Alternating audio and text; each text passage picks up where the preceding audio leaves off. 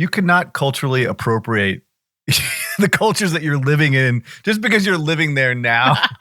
You can't assume for a moment that you have anything to do with Greek culture or traditions. Okay, just I'm feeling Hellenic every day. I've worn Nikes since I was a little boy, Eric. I had a Giro for lunch. Yeah. I don't know what you're talking about. What is the world we're living in where Eric Kress has to talk about cultural appropriation to you two? I absolutely love this.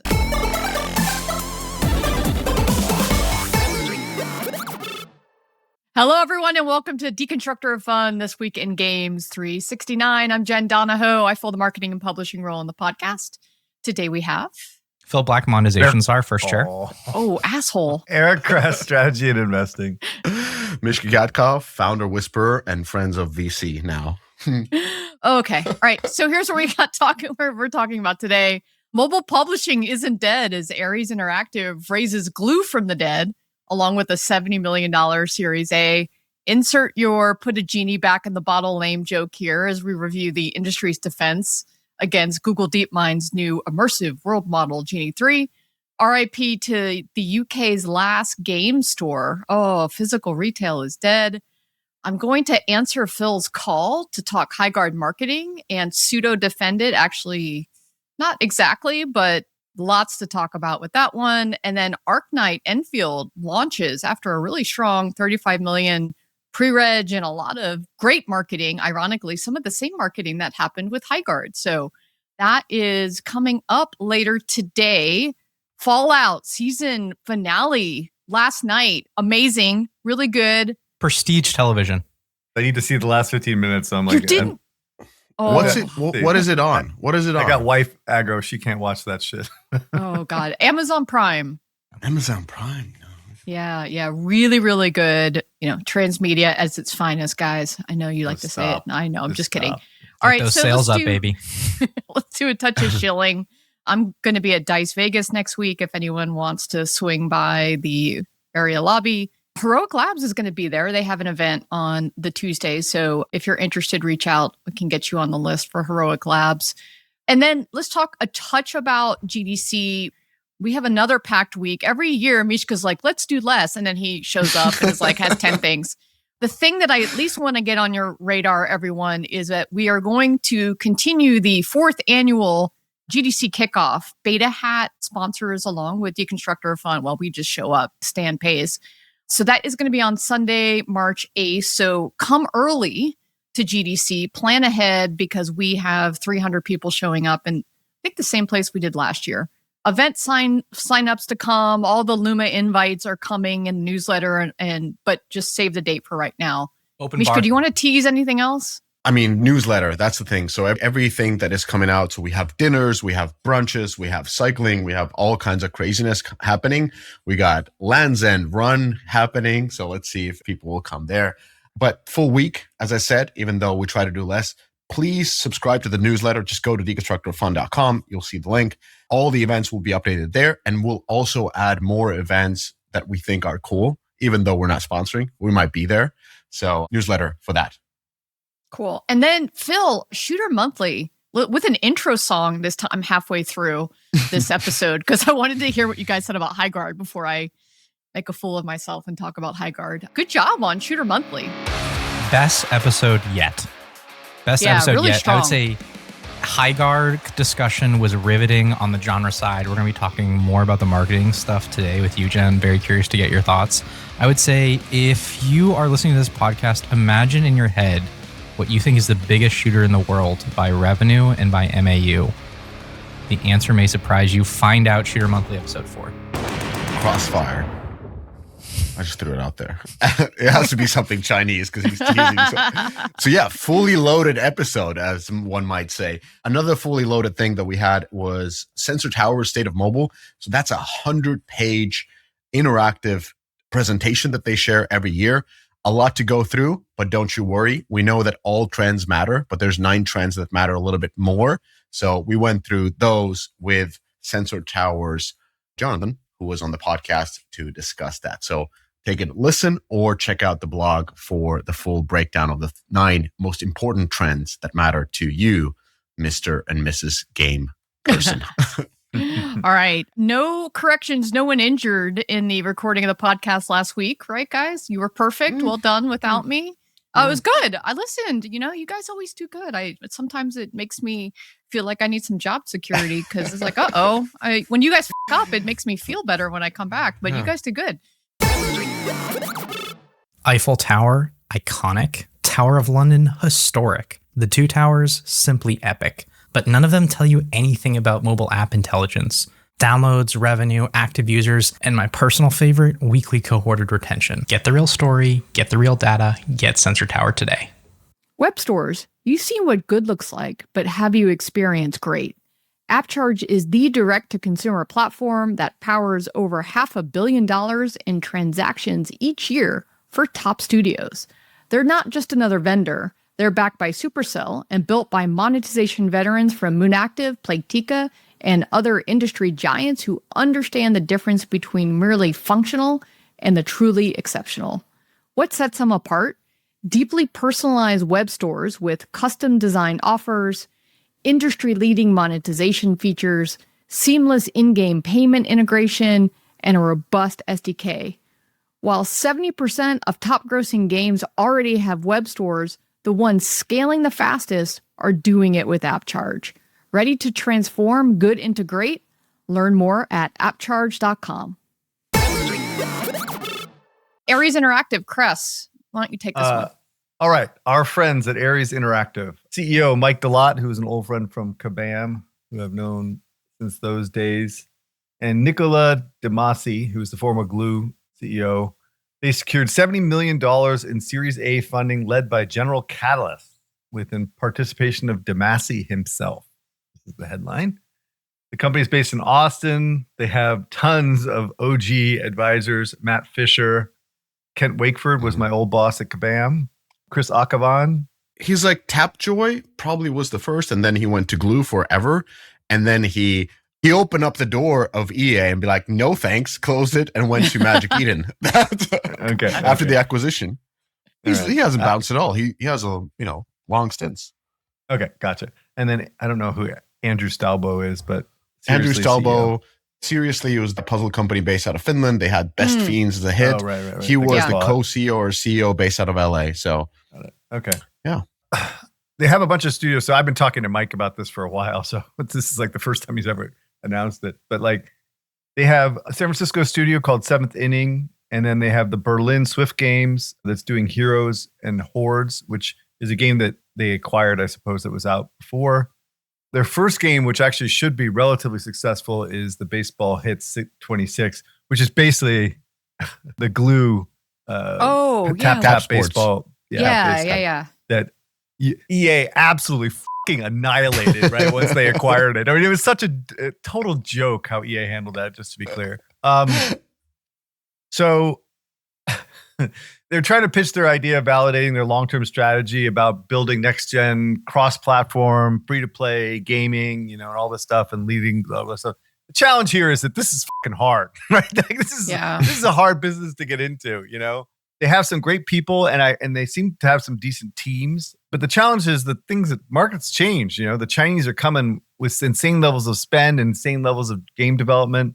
You need $100 million plus in order to compete on the UA front. I imagine that they're going to do UA financing with General Catalyst in order to kind of scale their games. But they're going to have to secure great teams, make amazing products, and raise a ton more money to be competitive. So we'll see how it goes. And the other thing that's a little bit concerning for me is Nicola Demasi he is the chairman and CEO of IonQ. Right? This is a quantum computing company. I want to talk about this. You're going. So I don't know all about quantum computing. I'll be honest, but I don't know how involved he is with this kind of thing. If he's fucking a chairman and CEO of a quantum computing company, so I think with 600 employees. Yeah, Mike's on its own, man. Mike's on his own, dude. All right, that's me. That's it. That's all I got. All right, so let's start with recognitions. So as a representative of the Hellenic Republic of Greece, I want to recognize the name of this company. Is it Aries Entertainment? Thank you for using the God of War as the name of your company. So I want to talk about essentially the founding duo because that was the press release. And starting with Mike. Mike is tier 1. Like from the start off, he was the Sprint's head of games. It's a carrier for those outside the US. Then he's EA's SVP of publishing, SVP at Kabam licensing. He founds a publishing company called Rogue Games. After 3 years, leaves that, goes to Scopely to head essentially their partnership as an SVP. Then he moves on and becomes Mattel's head of digital gaming, and now founds his second startup, which is Aries. So definitely a super impressive career in publishing, licensing, partnerships. So pretty much like his resume, it would be the perfect resume of somebody to head a publishing or a game publishing company. Thank you, LinkedIn. Mishka, LinkedIn. Like, well done. Yeah. Well, something that's not on LinkedIn. So sorry, Mike, if I'm ousting you, but I believe you're a huge Chiefs fan. That is true. And Star Wars fan. So that is not on LinkedIn, little tidbit. And then he's essentially a co-founder. So Chris, as you said, Niccolo De Masi, he's the former CEO of Glue. And his strategy was the Hollywood strategy. So they had the Kim K as a massive hit. And he really doubled, tripled, quadrupled down, moved to Hollywood, started living the good life. And we know what happened with that strategy. Yeah. He was replaced. But there were so many great. stories during that time in which Nicola De Masi was out there and hanging out with like the stars while his company was kind of falling in the toilet. Why right? And not? he's like, and he's signing up, and he signed up Nicki Minaj. Come on, man! Like, get a grip, right? Like, this you must is what be you do. knee deep in this bullshit if you're signing up Nicki Minaj for a game. You know, Call of Duty was one of the best-selling skins of all time. Just need to mention that. Yeah. Can't let you get away with that. So Nicola got sucked in by the Hollywood, which is no surprise. That's a honeypot that would suck anybody in. And he became, I think, chairman of Glue after that, and he was followed by Eric Kress's best friend, Nick Earl, who eventually led the company into the arms of EA, which was a carnage that we shall not talk about. But Niccolo moved on after Glue, and he became a CEO of a phone company. If you guys don't remember, they launched a phone called Essential. It was something which made phones that are not boring, quote. I'm not sure what happened with that. And as you said, Chris, today he's the CEO and chairman of Ionic, a company with 600 associated members on LinkedIn, and a mission to build world's best quantum computers to solve the world's most complex problems, such as game publishing. So I don't know Nicola personally, and I kind of was confused why he's part of this press release, because yes, he's the chairman of the board, but really this is essentially, Chris, as you said, Mike's show, and Mike has the perfect background for it. And also what was confusing, as you said, like they have very esteemed group of advisors, but these advisors are more like angel investor type of people, because it has been at least half a decade since any of them has been actually in the games business. So if you bring a playbook from 5 years ago, it's just not going to work in today's business. So it's kind of interesting, what are they advising for? And regarding their studios, I don't know, Seventh Inning sounds like a baseball focused studio. I hope they are doing the baseball game and not the Germans out of Berlin, because they have no clue what baseball is. But what confuses me is that they didn't get the Tap Sport baseball team, which became Super Team Games after the EA acquisition. And now the talent has dispersed. But when they started this, that team was still there. They could have acqui-hired them because they were making Web3 sports games. So clearly a strategy that didn't pan out. Anyway, as we see on the chart here, if you're watching on Spotify or YouTube, Swift Games is actually pretty successful in Berlin European standards of a studio. It's a great lifestyle business. They started in 21. They've made probably between 30 to $50 million since the inception. 20 people working there. Fantastic lifestyle business. Didn't play the game. I saw the shots. It wasn't like, the most impressive.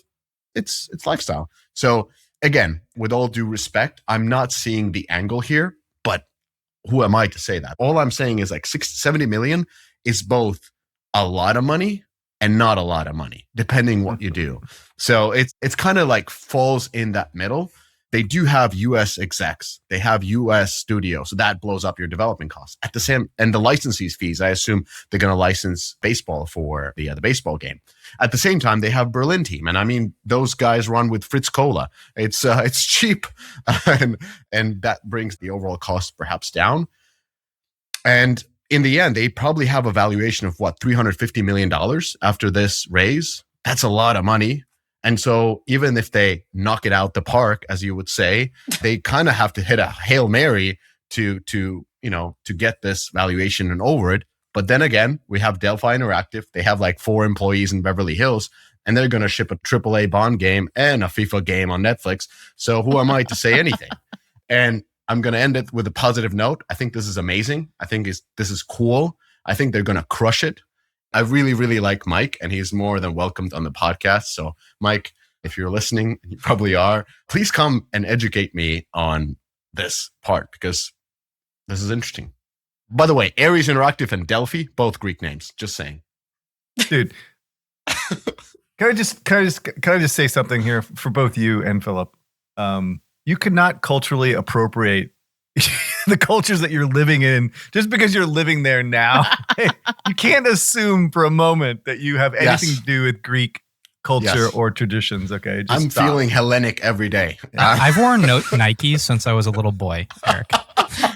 Right, my God, I love. I was swimming today. I was swimming today, and I had a Greek cap on, by the way. So I had a gyro for lunch. Yeah. I don't know what you're talking about. Imagine, Chris, if we would be in Italy. That would be bad. Oh, that would be horrible. What is the world we're living in where Eric Kress has to talk about cultural appropriation to you two? I absolutely love this. All right, well, let's go on to a different kind of computing. So this is going to be the Genie talk. So last week, Google DeepMind dropped Genie 3, an AI world model that generates photorealistic, playable 3D environments from text prompts in real time. The demo showcased users walking, driving, and flying through AI-generated worlds that expand as you move.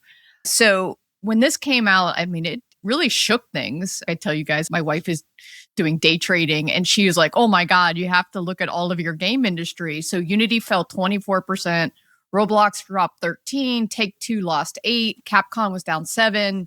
So it's about 47 billion in market value wiped out in a day because of this Genie 3 stuff. So I wanted to do a quick recap of all the key points of like why this isn't the death of all game engines. I think the market was incredibly wrong, and this really kind of shows you how our industry is just really insular, and the rest of the world just doesn't understand what we do and how games are made. So it was actually fun to see all of the game industry leaders mobilize and get the message out, and everyone kind of like rowing in the same direction on something for once and not like fighting amongst ourselves. So Unity CEO Matt Bromberg basically said the Genie output is unsuitable on their own for games that require constant, repeatable player experiences. He positioned Unity as a place where these AI outputs get converted into structured, deterministic, and fully controllable simulations. Fun fact, mine is actually trained on Unity. Tim Sweeney came out and said world models are limited by memory. The ideal evolutionary path is basically that these things all kind of come together, which, I mean, that was kind of my take, is like, this is just going to all come together and later on when we get all the models. So Ubisoft's Yanni Diane, I don't know Yanni, but called out the investor overreaction, noting that a 60-second demo influencing billion-dollar valuations reflects financial assumptions about AI capabilities rather than the actual risk to game production. Yes. Yeah, the world does not understand how to make games. And then finally, I think yesterday this came out in GameIndustry.biz, Take-Two CEO Strauss Zelnick, his blunt self, artificial intelligence is an oxymoron. There's no such thing. So, basically he goes on to say that, tools are not entertainment experiences. Creators use tools to create great entertainment. Take-Two has hundreds of AI pilots and implementations, but emphasize their worlds remain handcrafted, which I think is how all of us feel. So my kind of take on this, it was an amazing tech demo. It will accelerate ideation and speed. You still have to have a human creative genius making the game experience. Like, how does that play? How does that feel? So everyone go out and buy the dip, especially Take-Two ahead of the GTA release. Okay, this is not financial advice, but maybe. Chris, I think you have another take that was really interesting. And I saw it on LinkedIn. I love that you're now like a LinkedIn influencer because you're semi-retired. So are you getting us canceled from any Google event? Tell us more. First of all, I don't feel very retired. I had like 4 hours with the calls, particularly about this subject yesterday. Oh, it's so painful. So I just wrote the piece that I didn't want to debate whether or not AI technology is going to be the future of gaming, and et cetera, et cetera, et cetera, which is kind of part of the debate that was happening. What I was basically commenting on is the fact that Google has absolutely no follow through when it comes to interactive projects, right? And so the notion that Google is going to create some kind of platform or, complete technology to build games is absurd on the surface, right? Just because of their track record. And so I mentioned Stadia, YouTube Gaming, Google Plus Games, Daydream VR, Google Game Builder, Google Play Games, Android Instant Games, Chromebook Gaming. All these things are completely dead, right? After gajillions of dollars were spent pushing these technologies and these platforms. And so fundamentally, Google lacks the organizational DNA for gaming in general. And they basically fundamentally underappreciate what it costs and what kind of long-term effort and commitment is required in order to support these type of ecosystems versus someone like even Epic or obviously Roblox, right? Which is the exact opposite of Google when it comes to gaming. And fundamentally, the DNA is just not there for gaming at Google. They are a tech company and they're an ad tech company specifically. I do believe that some of these cloud AI technologies will disrupt UGC platforms for sure. I mean, there should be UGC platforms that are created out of this type of tech. Those type of platforms should be hurt, right? But again, replacing AAA games like Madden or FIFA or GTA or Elden Ring, it just seems utterly impossible because there is this huge design element that makes games fun that I don't know if AI is going to be able to do. They may help facilitate that, but it's not going to be a replacement in my humble opinion. And at the end of the day, my whole point on my piece was that, Google is never going to commit beyond, this huge PR cycle that they're getting out of this thing, that's just not their MO, right? Historically, they just never support things long enough to actually make it a significant platform, with the exception of things like YouTube and obviously Google Play and, Androids. Do you think that they expected this to be as big as it was? That's the thing is I think even they would say dude, this is a research group, right? Mm-hmm. They're just building fucking fun shit to play with, right? Yeah. But I would counter that argument with the idea that this is where Stadia came from. You think Stadia was some strategic focus of the executive branch of Google? No fucking way, dude. It was some guy who said, hey, we can make this shit work. This is where it all comes from. It stems from these research groups that make cool tech and see, what sticks and and they're doing cool shit. But you're right. I mean, I don't think that they envisioned it to have, Unity is almost down 150% right now, primarily on this bullshit, right? It's crazy. I mean, not that they don't deserve it because I don't like Bromberg and Unity, but do you remember the launch title with Stadia?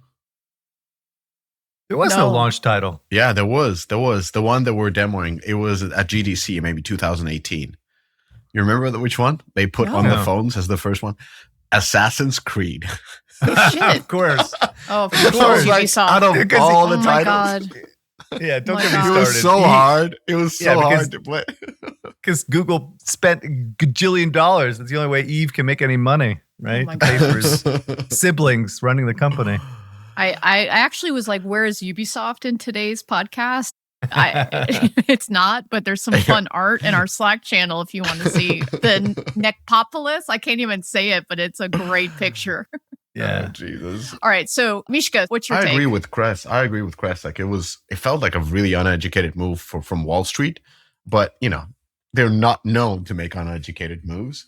And it was interesting that this same move was really, in my small circles, were echoed by some of the prominent VCs. I had, messages come in with quotes like world models are out of the bag. Unity down 30, others down 10. Gaming finally woke up to AI. Oh, Jesus. Oh, God. Who said that? No, I will never worked reveal. On a game never team reveal. Never shall I reveal DMs. Anyways, so all I'm saying is both. The money was bullish, whether it's early money, the VC money, or the Wall Street money. They were really excited about this. And I have to I read the Super Yoast's newsletter. Very good newsletter. I very much suggest. Joost. Come on. It's a Dutch name. We Greeks can pronounce however we want this.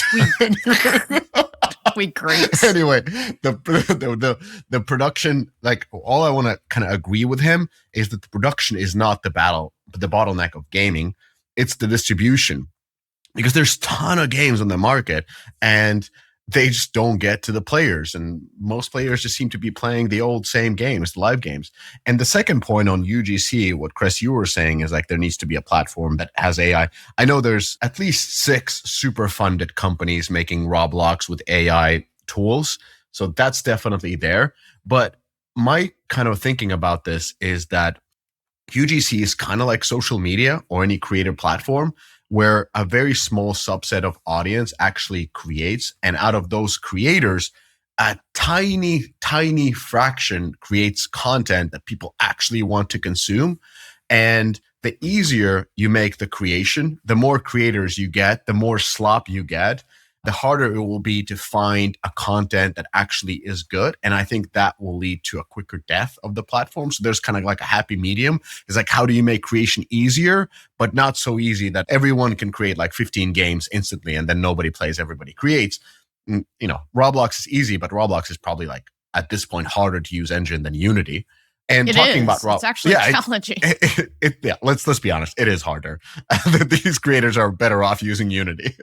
There, I said it. Anyways, so Roblox, with their $100 million DAU scale or 150 million DAU scale, they have a tiny fraction that actually monetizes. And I think it was like top 1,000 developers out of 25,000 capture 90% of all the revenue. And then if you look at social media like LinkedIn, which is our favorite or Eric's favorite media where he's influencing, they have 1 billion members, 3 million weekly posters. And out of those, only 1 to 200 are the ones that garner like that big accelerated audiences. So very, very small fractions that can do it. And hence I'm bringing back to a point is like, I don't think these creator tools will have such a massive impact. I think they will definitely make game production cheaper, which is good, faster, cheaper, more effective. But I doubt that they will replace UGC platforms or engines that exist. Go ahead, I Eric. want to reiterate one point is that we don't need more of the same content that's out there. We have enough of this content. We need like solutions for distribution and we need new content. That's what we really need. And we need new content that appeals to a broader audience. So we need creators with these tools to create compelling content that expands the demographic, expands the types of content that's interactive content that's consuming. Like going out on existing like mobile and console right now with the same content just made by AI, that's not going to solve the fundamental problem with gaming as we have it right now. So again, we don't need another Grand Theft Auto. We have Grand Theft Auto or Fortnite. We already have a Fortnite, right? Or Cosmic Lounge that makes puzzle games with AI that we still haven't seen. I just want to like, where is that game?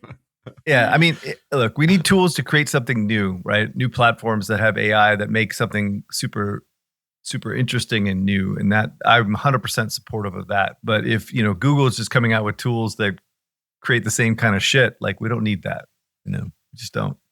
That is the right take, Eric. That is the right take. Yes. The take here is not what the is Google doing. No one cares what Google is doing. To your point, they're irrelevant.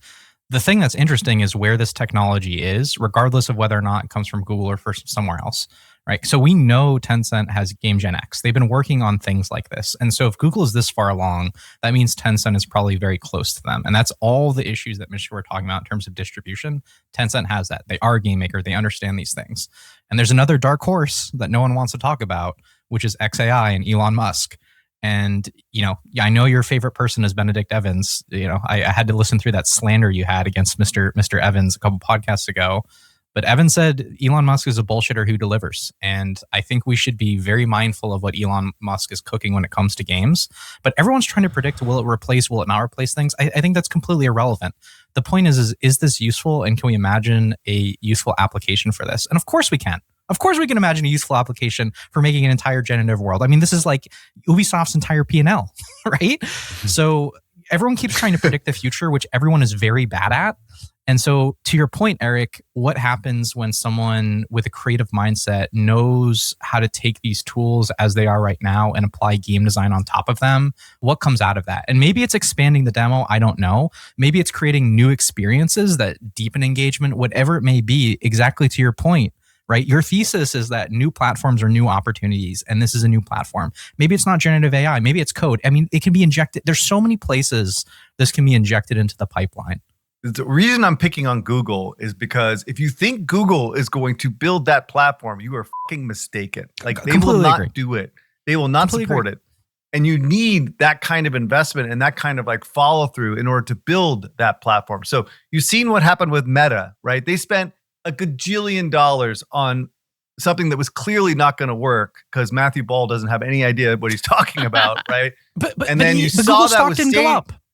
No one built this into Google's share price, though. I'm going to steer away a little bit into AI tools and HD devs. I was just today, this is kind of relevant, kind of isn't, but I was today on a call with a friend artist, shall be unnamed, and he's organizing a thing during GDC for art directors and lead artists, mainly from HD side of gaming. And they had a sponsor drop out. And so I was suggesting him a couple of sponsors that could be really good. And they're all on the AI side. So, scenarios and layers and whatnot. And I heard from him is that he's like, yeah, of course. Like, this person is outside the US.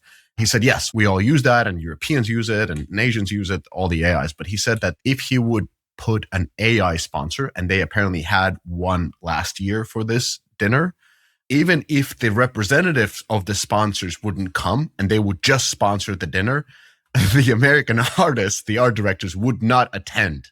So that's how against AI tools they are. And it was kind of interesting to see these news and talking about adaptation, and they kind of left the human side out of it, which what I'm hearing is, especially in the HD side where these world models are intended, how against AI tooling some folks are. And more about world tools, by the way, General Intuition's Pim DeWitt was on the podcast episode 310. Check that one out. Cool. Well, just to wrap it up, I want to go back to what Chris was saying about, combining these things and who can make the platform. And I think some of these people exist today. And I think it's going to be the great Voltron of things coming together. When you've got a Unity or an Unreal or a Roblox, and you start to, pair up these different tools together, now you get full stack. With Unity, now you have the ability to do even user acquisition. Remember that the other great benefit of AI in the world is on, the growth side, on the user acquisition side. So imagine you bring all these tools together into some of these engines. I think that's where the future is some of those platforms. And there's not many of those engines out there. I mean, you've got basically Tim versus Matt building out Unity and Unreal on that type of stuff. All right. So let's go from like the future of gaming to the history of gaming. Yeah, no. I just put this in there. I just put this in there as like kind of the end of days, right? Like of the old school, like retailer. And for all the old guys out there, going to GameStop was like such an amazing experience. And Game was like the only gaming only type stores in the UK. So UK retailer Game is shuttering the last remaining standalone stores. They still have like 200 like concession stores, I think, within different retail outlets. But the standalone store is done, just gone. And at its peak, they had 600 stores around UK, which is obviously a very small country. But now they have 0. Now, CEX is now the UK largest physical gaming stores. They have 390 UK stores and 600 worldwide. But Game as a store is now over. End of an era. Oh. Now, GameStop in San Francisco, in the US, had 7,500 stores at its peak. And now they're sitting at, after the 2026 closures, they are going to be sitting at 1,600. Once digital started taking off, I mean, it was clear that the game was over for all these companies because their primary means of profitability was used games. And with digital, there were no more used games trading. So that kind of eliminated most of their profitability. So that's it. That's all I wanted to say was it is end of an era. Well, maybe they should have become a crypto bank like GameStop. Yeah, exactly. Oh, wait. Bitcoin is now in the shitter. I think it's in the 70s, which, I'm very sad. My crypto account is very sad for this. So maybe they dodged a bullet by not doing that strategy, but RIP game. Yeah, not the biggest worry of UK. Since I've been doing these jokes, my Instagram feed is so anti-UK. Like I get these daylight burglary videos and phone snatching. Like my picture of UK is horrendous, which is not true. I know that this is social media distorted, but now that I'm going to UK end of this month for a week, it's really weird to see every day on Instagram like daylight robbing and guys running with machetes. So anyways, I have a very distorted picture of this fine island. Game devs. Here at Heroic Labs, we know that great gameplay is what players love, but integrating metagame features like challenges, progression, and rewards is crucial for retention and monetization. But coding them is a tedious and time-consuming process. That's why top studios have turned to Hero from Heroic Labs. Hero provides a complete suite of battle-tested metagame features that are quick to implement, letting you spend more time on the core gameplay experience. Ready to ship fully featured engaging games? Check out Hero today at heroiclabs.com. In today's hyper-competitive digital landscape, understanding your app's journey from discovery to download isn't just insightful, it's the difference between scaling and stagnating. Enter AppsFlyer, the undisputed leader in mobile attribution and marketing analytics. They've mastered the science of making every ad dollar work harder by revealing exactly where your players come from and how they interact with your app. Their platform transforms mountains of complex data into clear, actionable intelligence that separates winning campaigns from budget-draining experiments. And I know that many of the top game companies leverage AppsFlyer and are a key partner in their success. AppsFlyer, where your app's potential meets performance. All right, let's go on to a new game, Arknight Enfield. Phil, very excited to talk about this. Very, very excited to talk about this. But before we talk about Arknight Enfield, we have to talk about Arknights. And if you are listening to this podcast and you make a squad RPG, you need to have played Arknights. And I'll talk about why in a moment. But just to go through the numbers for Arknights, this is a $1 billion game. $1 billion. It launched in 2019. And right now we're looking at the cumulative revenue for the game. And you'll notice something about its shape and its march towards over $1 billion in gross revenue. It's almost linear.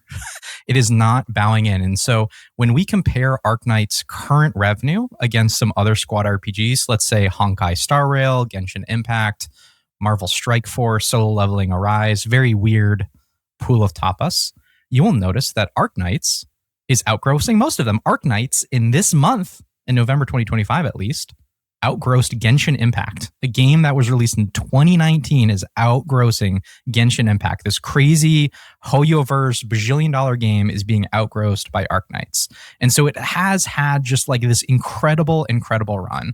And there's a lot of things we could point to for what makes Arknights really special. So one of them is that it has a huge narrative focus. It has a ton of backstory for the characters. There's an animated series, comic anthology, merchandise. Like when we go back and talk about Krafton, if you remember, they purchased that Japanese anime company, publishing anime company almost.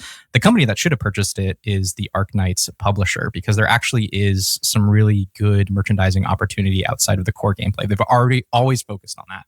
The core gameplay itself is also remarkably interesting. If you remember, Arknights is a tower defense game where you set up your characters in various ways and they thwart oncoming waves of enemies. The meta is really deep. It's not just power scaling. There's a lot of horizontal progression in this game. But the thing that really makes this game stand out, the thing that I think is most important for people that are making squad RPGs to study, is its base building system. All right, so they actually have a factory system inside of the game where you set up these rooms, kind of similar to Fallout Shelter if you've played that. And each of the rooms produces certain parts or certain materials that can be refined by other rooms. And so we're looking at different ways you can set up your room. You can customize how your factory is positioned and organized. And of course, what you do in each of these rooms is you staff your characters. So right now we're looking at Mishka's favorite room. This is human resources.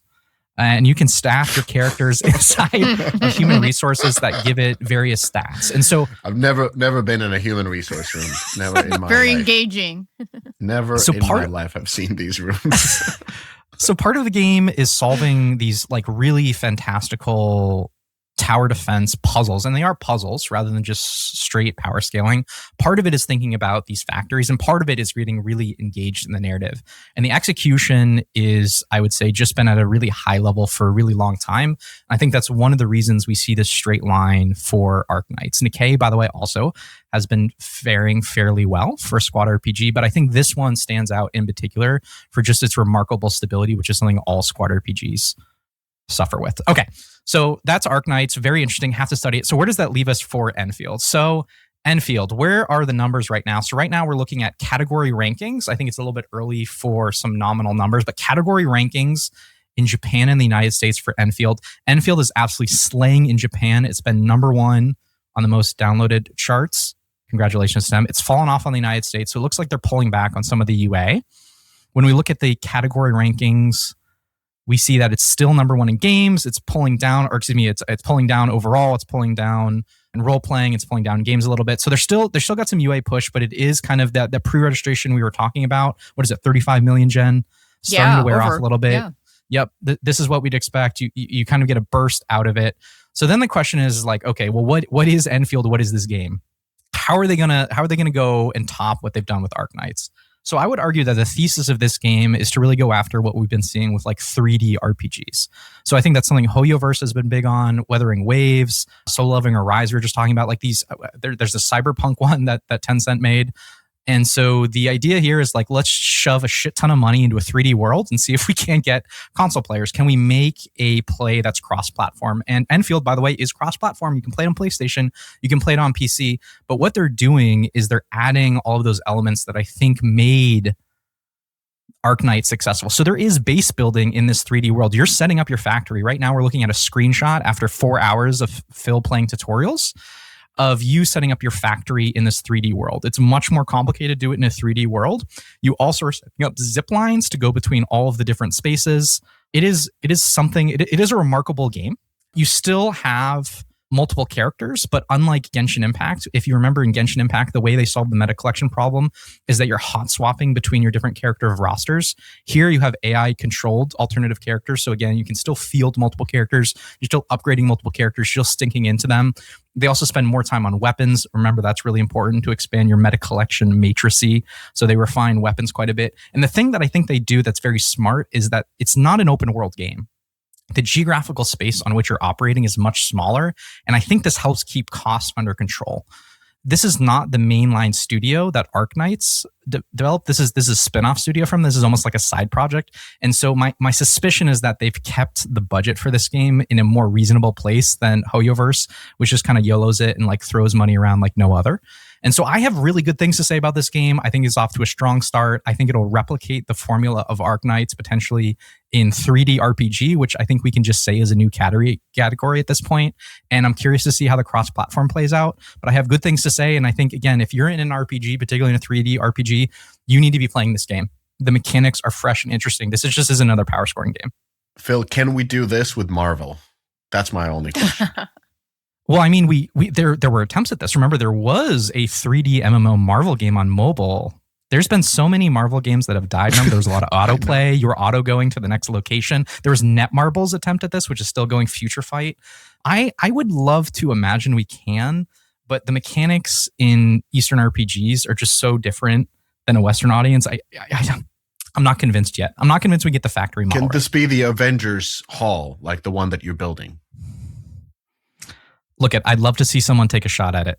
So far, Crystal Dynamics has not given me hope.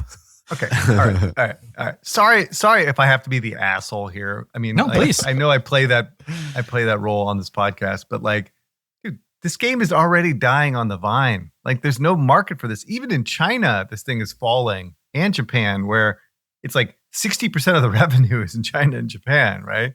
Did you pull us to another Inzoi here? I think I would agree that once we've been through the pre-registration burst, and let's see how they continue to live ops it. But remember, Arknights was slow and steady wins the race. Maybe that's the case here. I don't know, man. Downloads are next to nothing now, and revenue's declining. Seems like a unsuccessful launch. Give it some time. Give it some time to get its first banners out. Give it some time to start to build up its customer base. I don't know. It's a little similar to the story we'll talk about on Highguard, which, the similarity, I just pulled some of the marketing activities. So they also had a launch trailer for the Game Awards. That was at the Game Awards. It was kind of like a music hybrid with One Republic. So it was game footage with the band playing, very like 2019. It was pretty funny. They also ran the Hypergriff. Is that the name of the company? They ran a global event tour all throughout last year for like Pre-Reg, Anime Expo, Japan Expo, Gamescom, and an Apple event where they showed off footage. And then they did this live stream on January 16th, and they dropped a couple of trailers. Again, one with another band and the song was called We Are Empire. And so that was, music over gameplay footage. So they went really, really big on the pre-launch and they did all the right things. But to Cress's point, it looks like you can't market your way out of a bad game and a game that doesn't hit with what the player wants. So marketing did its job, but it doesn't look like it's sticking. I would say right now we're looking at PlayStation DAU numbers, and it's hovering around 250,000. That doesn't look like a massive decrease to me. That looks perfectly fine. That doesn't look like it's fallen off a cliff. I think you got to remember it's cross-platform. There's two angles to look at it on both platforms. And 3D RPGs tend to have a great PC Steam audio. It's not on Steam yet. It's just on PlayStation. Okay. Well, yeah, we'll keep an eye on it. You're a doubter on this one, Eric. You're a doubter. Oh, no. We've seen this story time and time again. Like, I was like a huge fan of Lineage 2 on mobile, and that game was absolutely amazing. The depth and the quality and it had everything. It's just that no one wants to play these games in the West, right? It's the Japanese, Korean phenomenon. Plenty of people want to play Genshin Impact. That impact on the United States was enormous. No, 100%. And Genshin, everyone's trying to chase that rainbow of Genshin, but Genshin's also more of a collection mechanic type thing as well as compared to like having an individual character progression. So I agree with you. No one wants to play 3D RPGs in the West because they primarily are focused on mobile, and the Western audiences don't do high quality 3D experiences on mobile. I think that's true, which is why I think for the West, the PC SKU when it comes out and the PlayStation SKU and maybe the Xbox SKU are the most important because that's what at least the West will play. What about this theory? Are we past these types of deep, interactive, immersive experiences that really demand all your time because we live in a world of ADD gamers who squirrel to the next game? And you look at Roblox, you look at the play pattern of younger players, how, they just dabble in things and move on really quickly. Is this type of game experience now a dinosaur? Are we moving past it? I don't know. It's on Epic Game Store, Eric. So that's why I don't know if I agree with that thesis. Yeah? No. Yeah, because like even on Roblox, there are games that have held audience for 6-7 years. So yes, there are games that pop and drop, but to my understanding, Roblox is more focusing on games that have longevity, and these sort of games like Brain Rot and others are not actually Adopt Me. I guess my point is, okay, maybe that comparison on the fly wasn't the best comparison, but Phil, you made the joke that you were 4 hours in and you were like putting a base on a map. Like the most basic thing that you would do in a mobile game, the first like 2 minutes of playing. Is it that, the Eastern open world RPG games are just not even applying as much to the Eastern audience anymore? And it's definitely not hitting the West, who doesn't want to invest that amount of time. Short form video content is dominating. People don't have the attention span to make it past a 30-second video anymore. I would argue just the opposite. I would say when you look at mobile game surveys and what mobile gaming is, it's about, and even when we think about our own mobile play patterns, mobile has been about plugging the voids in your life. So when do you whip out your phone and play mobile games? Waiting for a train, waiting in an elevator, on an airplane. I remember those Royal Kingdom ads? Everyone, no Wi-Fi needed. It was about filling the dead space in your life. And now mobile is becoming the first best console for a lot of people, and they're starting to play mobile at home. Right. And so I think that changes the type of sessions that you can have. And again, I would argue at the margin, so at a constant level, it's not super high now, but at the margin, I would argue that long session opportunities are increasing even in the West because we're using mobile in a different way. No. Okay. So I would, if you were talking about Japan, Korea, and China, I would 100% agree with you. I think that is the fundamental difference between the West and the East, is that they do have long session times. They don't have a lot of alternatives. They don't have consoles, right? They don't have PC. Japan, they go to PC. They don't have access to PCs as much. Hold on, we're talking about China here. Japan right. And South Korea in their own categories. True. But their cultures are more conducive to longer form mobile experiences. In the West, I just don't think people consume content that way on mobile devices. Sensor Tower, State of Mobile, actually opened up that there's two type of sessions to focus on. Like one is those ultra short that Jen, you were mentioning. And the second one is designing for ultra long sessions. And that's where people are going. But the sort of like falling in the middle would be the most risky session length. Yes, their sessions have gotten longer, likely even in the West. But this is like super, super long, super engaged. This is like old school when people used to play Final Fantasy for 100 hours. Do we really think that those kinds of games are still viable when there's so many choices and so much stuff coming out there? Like, I don't know. Like, that's the research I understand what you're saying. You should do. I think I understand what you're saying, because the games that have those long sessions, there are sort of a long sessions that are multiple shorter sessions back to back. Like, you know how you'd be in YouTube and you watch one, you watch the next one, and third one. It's like 35 minutes. I could have watched a Netflix show, but where your initial intent was to, kill a couple of minutes. I don't know how this game structured its sessions. If it does structure it in a way that in order to get your first thing done, you have to put in like 90 minutes. But if it's like bite size and it gets you up to 4 hours and you're feeling that progress, it works. But Phil, how is the session structured? Anything else? All right. Phil, do you want to take us through Highguard? Yeah, there was a fascinating piece that was published by a website called Aftermath. And normally I think like online writing I read about games is generally pretty much slop. But this one was fantastic. And the argument here is that an online ecosystem ruled by cynics, clip farmers, and rage baiters, Highguard never had a chance of having a normal launch.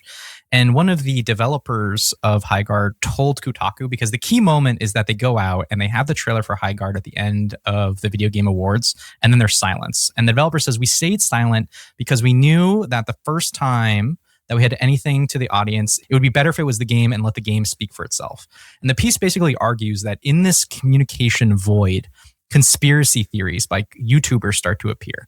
There was a variety of YouTube clips that were used in the article. We're looking at them right now about how YouTubers basically took this narrative and said things or created videos like, Shills run damage control for Highguard, says we're being too mean as game gets wrecked and ratioed.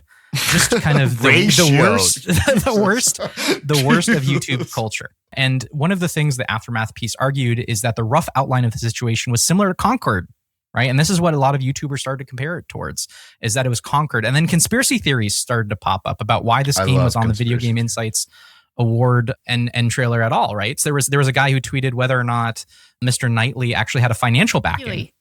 Keeley actually had a financial backing in the game.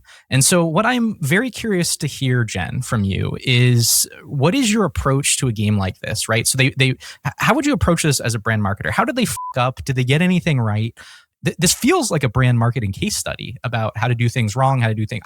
I'm just very curious. I think there's a lot to learn here. Yeah, no, you're absolutely right. And that article was really great. I thought they hit a bunch of it. You guys hit a bunch of it on the podcast. So let me just try to summarize a little bit. And also, this is important to know that on launch day, they peaked at 97,000 concurrent players on Steam. 4 days later, it's down 96% to 4,000 players. The Steam reviews, as you know, are mostly negative. At launch, now it's a bit more mixed at 40%. And check me on this. It was 3v3, but they're moving to 5v5 because of player feedback. Okay. So they're showing a little bit of, answering the players and some stabilization, which they would have known if they didn't do this strategy, which is 2019 called and wants their strategy back. All right. So here's what happened. Their original plan was to pull Apex because they are all Respawn Apex people. They're like, let's do that again because that's what we did. Except they actually didn't do that correctly or in the same way. So they were going to just completely shadow drop it and just do a surprise launch. And then Jeff Keighley, he played it. He loved it. He's just a fan. And he's like, hey, I'm going to give you the final slot for free. They didn't pay for it. So if I'm them, it's really hard to say no to that. However, with a stellar trailer, I would still have said, hey, can I not have that last spot where, for me personally, I was in the audience for this. My fanboys that I was with were like, they thought it was going to be Half-Life 3. They're like, oh, it's going to be Half-Life. And of course they did. Of course they did. You cannot put that type of thing at the very end. If it was the most stellar trailer of all time, it's still the wrong place because of the expectations that people had for that spot. The one more thing.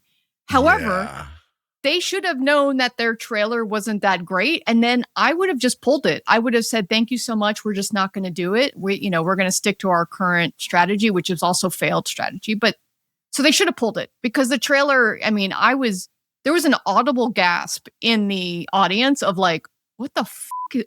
What did I, was that cool? Because I'm not sure there's a mount and no one knew in a sense what it was because of this new genre that they're trying to create, which is this, raid shooter or the raid shooter MOBA hybrid.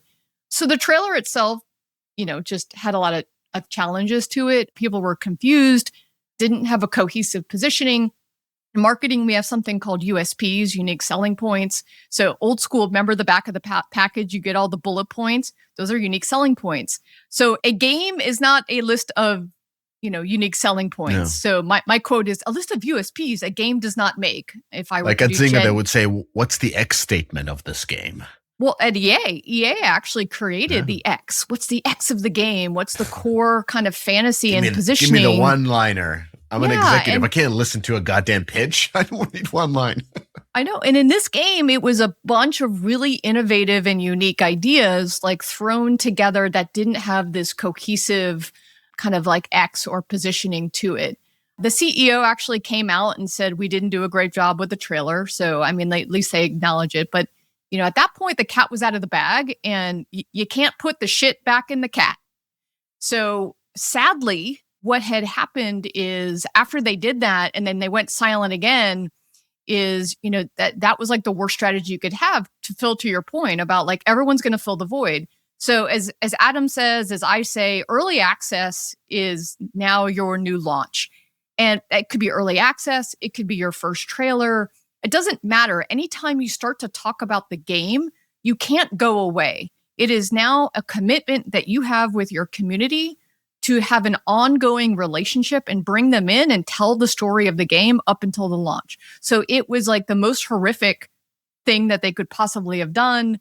And it did work in 2019. By the way, the only reason that Apex actually worked in 2019 is that they had lined up, remember Ninja and all of these streamers, they paid Ninja $1 million to stream the game on day one. So what happened is on day one, Twitch completely flipped with all of the top FPS streamers playing Apex. That was the strategy, not it was a surprise. I need people to be like super, super clear that is what happened. So I think that we cannot repeat tactics that are now 6-7 years old and think they're going to work again. We also have this whole trend of the short form shitsters who just want to go out and have a viral comment. And it's easier to shit on something than it is to talk great about something.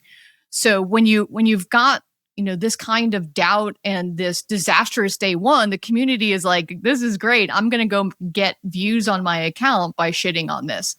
So the thing that they didn't do was build community. They didn't bring in the haters to try to change things. This is why you do closed betas. This is why your go-to-market is one of the most important things that you can do. Look at what Battlefield 6 did. Like, again, huge kudos to how they meticulously went through each of the stages. Let me tell you about multiplayer. Let me tell you about single player. Let me tell you about destructible environments. Meticulously, absolutely done. The one defensive marketing is that almost 100,000 players showed up on day one. Marketing got them eyeballs. The problem was the servers crashed, performance issues, 3 felt too small, bugs in tutorials. So I actually went and pulled VGI data that we're looking at right now. I just wanted to get a sense for this versus the competitive set. And so I pulled max daily concurrent players for Highguard, Arknights, Apex, the Finals, and Marvel Rivals. All are free to play, obviously, except Arknights. The huge irony, they had almost the exact same max CCU as Apex at launch. Apex was also around 100,000, but that was also 7 years ago. Finals was 2x. They had like 200,000 when they launched. Arc was 2.5x. And had a lot of betas. To your point, Jen, which radically pivoted the game. Yeah, absolutely. Marvel Rivals, remember that one? Like we were all like a little bit wrong on that one. That was 4.5x more.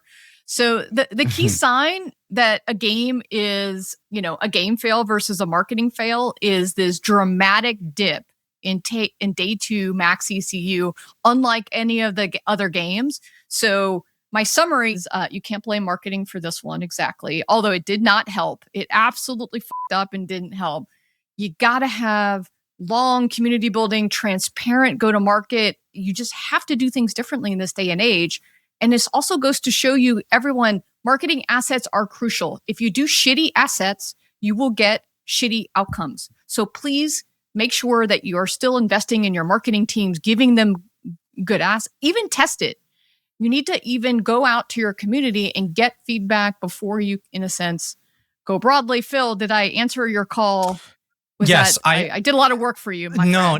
I think the thing that really struck me about what they should have done that you mentioned is that now that they were in the shitstorm they were after the trailer, they should have gone out and done dev diaries about each of the features, like you just suggested, like putting a name to a face and explaining the USPs. Again, the worst thing they could have done is exactly what they did, which was silence. That is the vacuum. And there's this social media hive mind. And once it aligns on an agenda, it's very dangerous. And so how do you start to influence that agenda? And to your point, community building, Discord, all of these things, hiring streamers, like in many ways, you're battling for the hearts and minds of the social media apparatus before the game has even launched and before they can align around some sort of negative POV. It's low and slow, just like how you cook, a really good pot roast. You have to go out with smaller communities. You start to get feedback. You start to grow, let more people in. Look at what Deadlock is doing.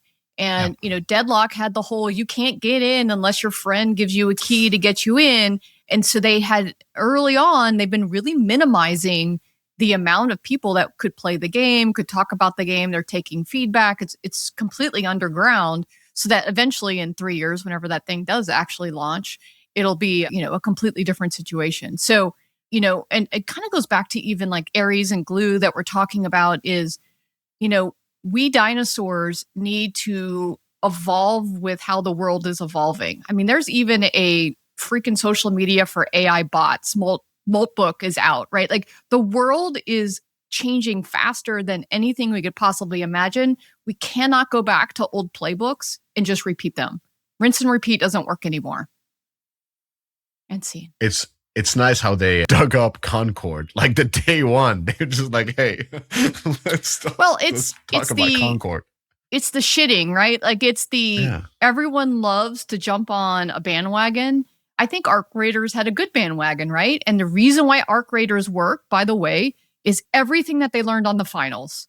Everything they learned on the finals helped them to make sure that when Arc came out, they knew how to do it correctly. They brought the community along. And everyone was like, wow, this is actually really fun.